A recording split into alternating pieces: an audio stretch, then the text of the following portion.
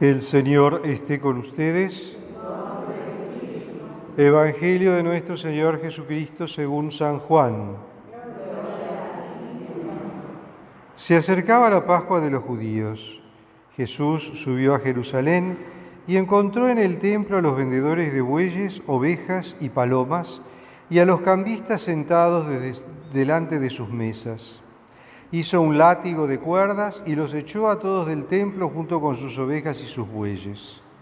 Desparramó las monedas de los cambistas, derribó sus mesas y dijo a los vendedores de paloma: «Saquen esto de aquí y no hagan de la casa de mi Padre una casa de comercio». Y sus discípulos recordaron las palabras de la Escritura: «El celo por tu casa me consume». Entonces los judíos le preguntaron: «¿Qué signo nos das para obrar así?». Jesús les respondió: «Destruyan este templo y en 3 días lo volveré a levantar». Los judíos le dijeron: «¿Han sido necesarios 46 años para construir este templo y tú lo vas a levantar en 3 días? Pero él se refería al templo de su cuerpo. Por eso cuando Jesús resucitó, sus discípulos recordaron lo que él había dicho y creyeron en la Escritura y en la palabra que había pronunciado. Mientras estaba en Jerusalén durante la fiesta de Pascua, muchos creyeron en su nombre al ver los signos que realizaba. Pero Jesús no se fiaba de ellos porque los conocía a todos y no necesitaba que lo informaran acerca de nadie. Él sabía lo que hay en el interior del hombre. Palabra del Señor. Gloria a ti, Señor Jesús.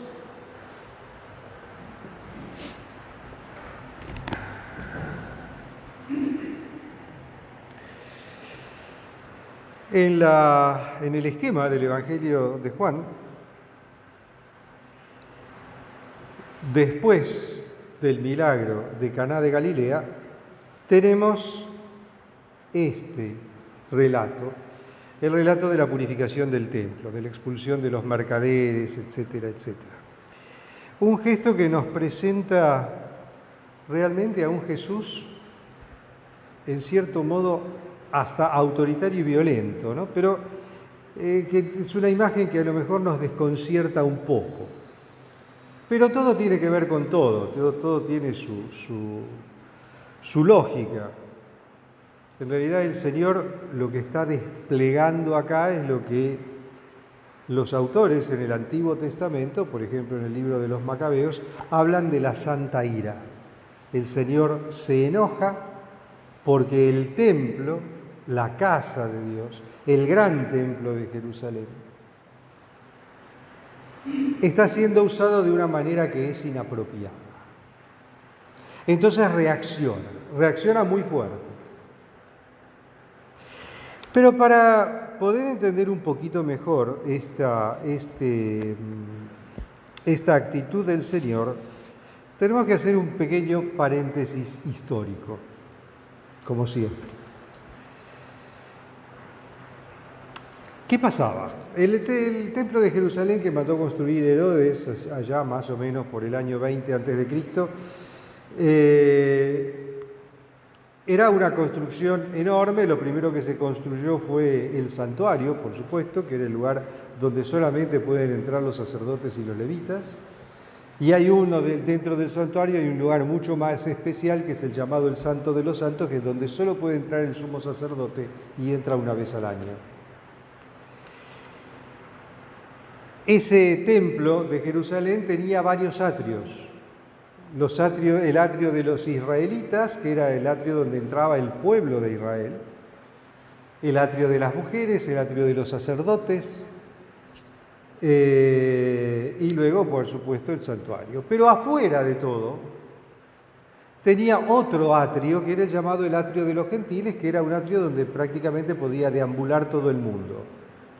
Pero que todas las otras entradas para pasar al otro patio estaban precedidas de un aviso que decía que el que entraba al otro lado y no era miembro del pueblo de Israel se exponía a la pena de muerte.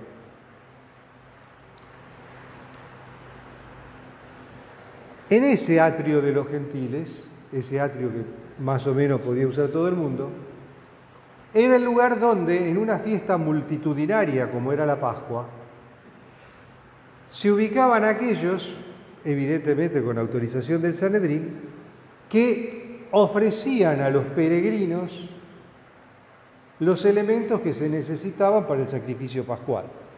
Pensemos que, de acuerdo con la ley de Moisés, con la ley del Deuteronomio, todo judío a partir de los 13 años tenía la obligación de peregrinar una vez al año a Jerusalén para la Pascua y ofrecer el sacrificio, y todo judío o todo israelita tenía la obligación a partir de los 20 años de pagar el impuesto al templo, que era la didracma, o sea, el impuesto equivalente a 2 jornadas laborales. Y que también se aprovechaba el viaje a Jerusalén y se lo abonaba en tiempos de Pascua. Pero con un pequeño detalle: las monedas corrientes en todos los países donde vivía esta gente eran monedas que tenían símbolos paganos. Pero la moneda que tenía que ingresar al templo tenía que ser una moneda que no tuviera símbolos paganos. Entonces era una moneda propia de la zona de la Palestina, de la zona de la Judea, que no tenía símbolos paganos. Entonces debían cambiar moneda para poder pagar el impuesto al templo. Por eso la necesidad de los cambistas.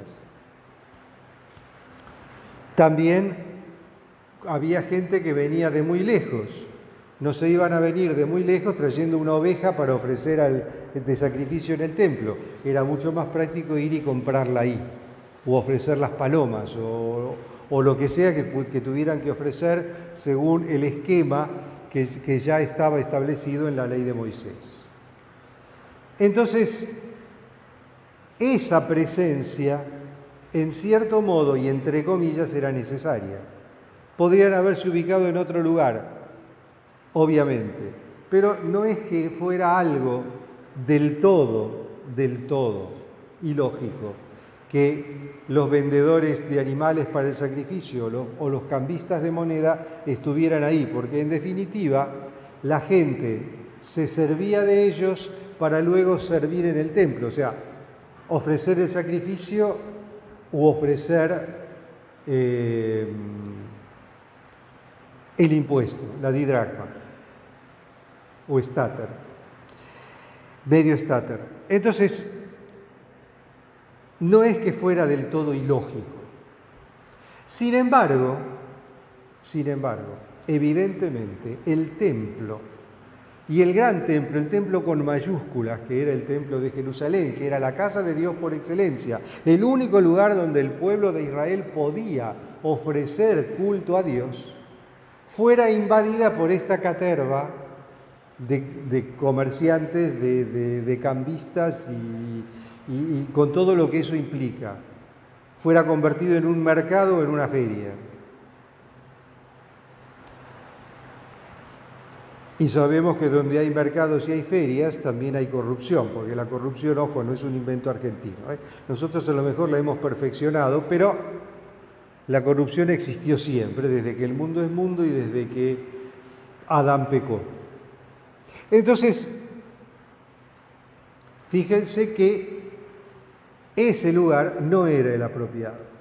Que estuviera permitido no quiere decir que esté bien.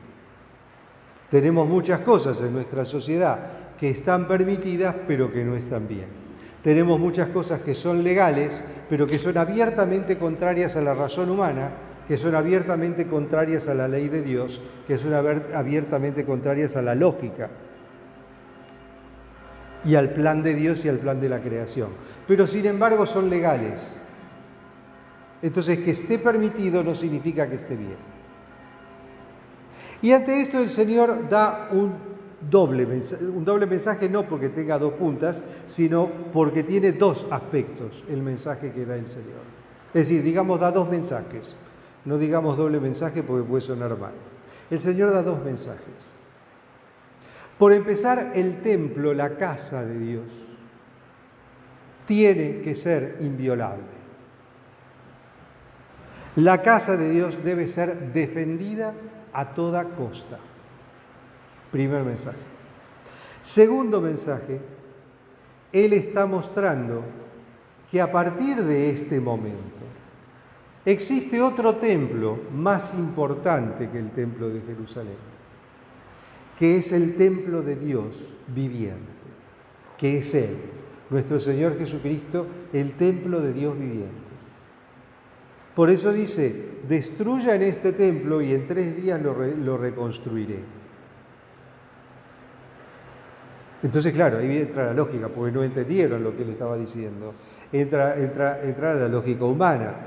Se tardó 46 años en construir esto y vos lo vas a levantar en 3 días. Estaba hablando de su propio cuerpo, estaba hablando de la resurrección. El cuerpo de Cristo que fue destruido en su humanidad en la cruz, es el cuerpo de Cristo que luego resucita glorioso en la Pascua. El nuevo templo, el verdadero templo, el único templo al que hay que concurrir a partir de ahora. Porque con la resurrección de Cristo, la antigua alianza, el Antiguo Testamento deja de tener validez y comienza el Nuevo Testamento, comienza la nueva alianza que el Señor sella con su sangre en la cruz. Y por extensión, el creyente, el cristiano, el bautizado, es templo del Espíritu Santo. Por eso es necesario purificar el templo para poder celebrar la Pascua. No podemos dejar que ese templo, que esa Santísima Trinidad que habita en nosotros, habite en un templo que está siendo permanentemente profanado, que haya sido profanado. Tenemos que purificar el templo. Tenemos que purificar el templo de nuestro cuerpo, el templo de nuestra alma. Tenemos que, de cara a la Pascua, purificar ese templo de la Santísima Trinidad que somos nosotros. Y purificarlo a través del arrepentimiento de nuestros pecados. Primero el reconocimiento, luego el arrepentimiento de nuestros pecados y luego la reconciliación. El encuentro con Dios, el encuentro con Cristo en la reconciliación, en el sacramento de la reconciliación. Sacramento necesario para la salvación. No es algo que podemos obviar. No es algo que podemos dejar para después, porque a lo mejor después es demasiado tarde. El sacramento de la reconciliación es sacramento necesario, como todos los sacramentos, que son necesarios para la salvación del alma.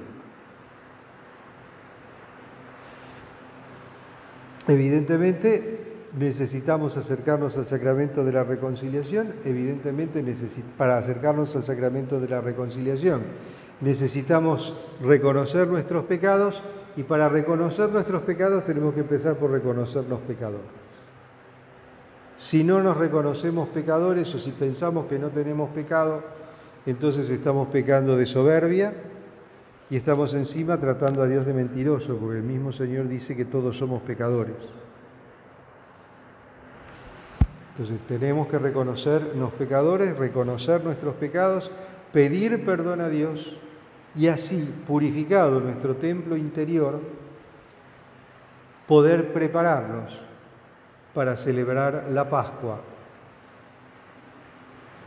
Esta Pascua del Señor, esta Pascua que está próxima dentro de un mes más o menos, y también nuestra Pascua personal, el día que el Señor nos pida cuentas de nuestra vida. Alabado sea Jesucristo.